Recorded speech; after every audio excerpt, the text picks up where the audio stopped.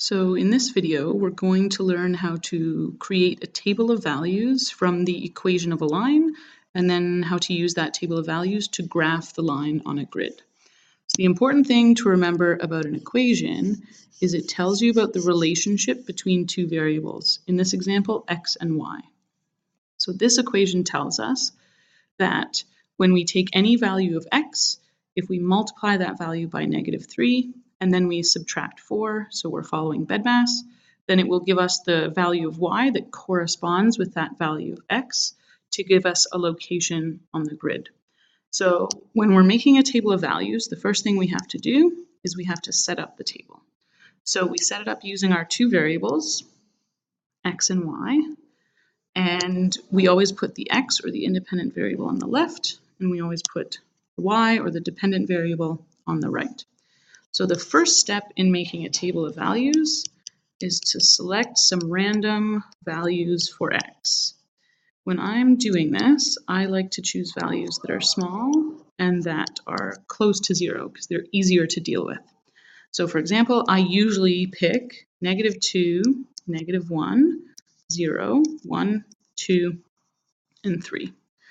So once you've selected some random values for x, you need to figure out which y values pair up with each of those x values.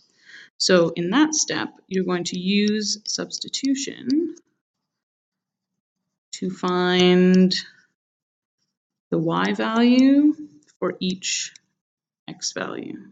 Y value for each x value. So to do this, you start with the equation. So for example, I'll do the example when x equals -2. Start with your equation, y equals -3x minus 4.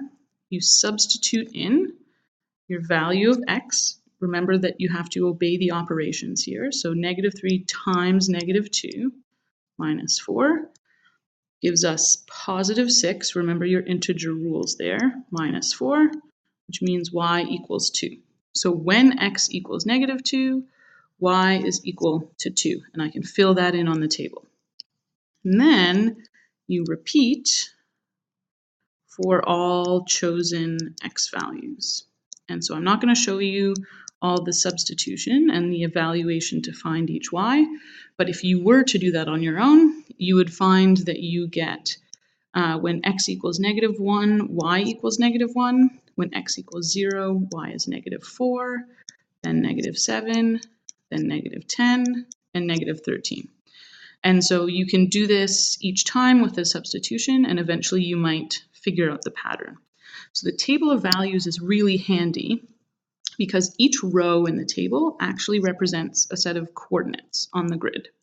So in this row, we have a point that will be located at -2, 2.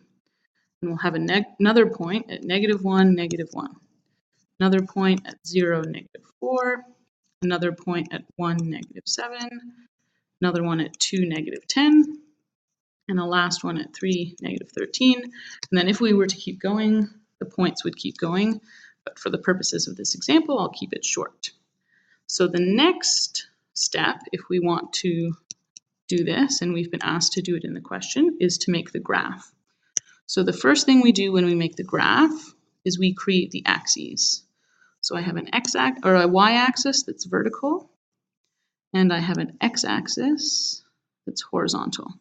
Always very helpful to label your axes with arrows and with the x and y, and then I can plot the points. So I have one point at -2, 2. So that's starting at the origin, that's 2 to the negatives for the x, and up 2 for the y, so there's my first point. I have another point at -1, -1, so that's going to be here. I have another point at 0, -4, so that's going to be here.